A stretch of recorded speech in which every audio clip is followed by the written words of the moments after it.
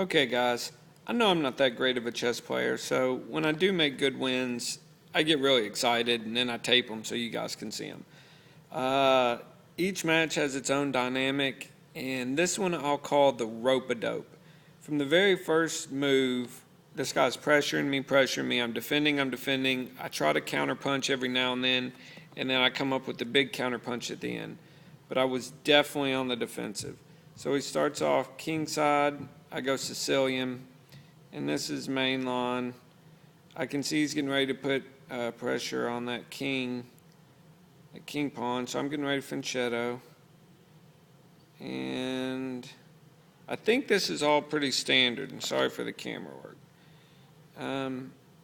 He castles. I want to get my horse out so I can castle. And so I castle. Now here's where he starts exerting a lot of pressure. So I'm like, all right, I know where you're going with that. But I'm going to continue to develop my queen because this is typically where you put your queen in the Sicilian. And now it gets dicey because I know he's getting ready to move that queen over to A4 and threaten mate on, or G4 and threaten mate on G7. So seeing that, I know he needs a tempo to get over there, and I need to get that bishop out. So I'm like, oh crap, here he goes. Okay, so I push the pawn to protect. He gets a horse out. And I was really struggling on what to do. So I was like, okay, I'm going to kick the bishop. But he gains tempo by, boom, taking. So I was like, well, I can't take back because then he'll just take with the queen, move in with the horse again, and I'm toast. No way to defend it.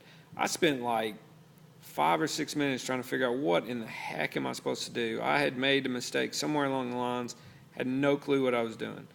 So I decline, and I also realized I can't let that horse get back to G5. I can't let him get there. So I push a pawn, and then I need to get that horse off of E7 so my queen can protect. So he backs his bishop out, and then now I've gained tempo. And so I'm like, all right, what am I going to do? And I had no clue what I'm going to do. All I knew is some tactics. I need to get the pressure on his queen to get him to rethink his position. And I knew if I could get my king out of the way, I could get that castle over and get that X-ray attack on his queen. So that's exactly what I did. I moved my king. He's going to reroute his knight, which takes forever. And now I'm getting the X-ray attack on his queen. And this is the only thing I could guess. You know, the psychology of chess, I was like, okay, he is bearing down on me. I'm in trouble. If I can divert his attention to focusing on the fact that he may lose his queen, which is the most powerful piece on the board, that maybe I could distract him and get a huge counterpunch in. So at this point, he moves his queen. He recognizes that, and I get a piece for it. So counterpunch, boom. Now he's going to continue to strengthen his attack with his knights. So he's coming in. He's got all his pieces in play almost, except for that one rook on like A1.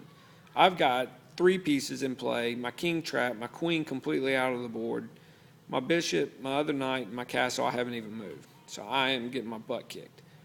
So he moves his horse down, and I'm thinking, all right, I still got this. Well, I'm not even going to tell you yet. Hold on.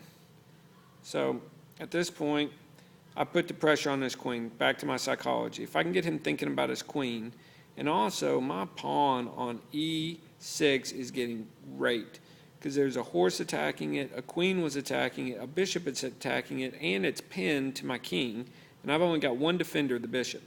So I relieve the pressure by pushing my other pawn, which does allow his king to come in and check me. And this, to gain a tempo, is exactly what he does here in a second. So I take, and check. But what did that move do to him? He just vacated a square, and what I've learned by watching chess videos is when you move, you give up something. He gave up the defense of a very critical square. See how that comes back to haunt him. So I get out of there. He moves his queen out because he had to think about, oh crap. And his queen just occupied the one square he needed his horse to be. Because I've got a puncher's chance. I've only got one chance to win this game after just making some serious mess ups.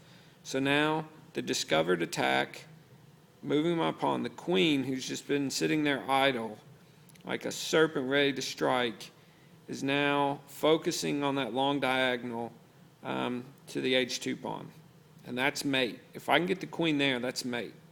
So how do I kick that horse out off the f4 square? Well, I've got a knight that can shake things up. So he's exerting more pressure. He wants to come in and just crush that poor e6 pawn. So I move my horse. I'm trying to kick the knight out to free the diagonal. And so he attacks my queen. I've got my one defending piece. And he was just so greedy. He was so focused on that one pawn, he missed the mate. Bang. And dude, I was almost jumping out of my chair when I won this one because I was getting murdered. And that's the one thing about chess. And I heard this quote: the hardest thing in chess is to win a winning position. And he had a winning position, and he couldn't pull off the win. And I was lying in wait for that one puncher's chance. And he was too preoccupied with his plan to think there was any danger in my plan. And boom, game over. Whew.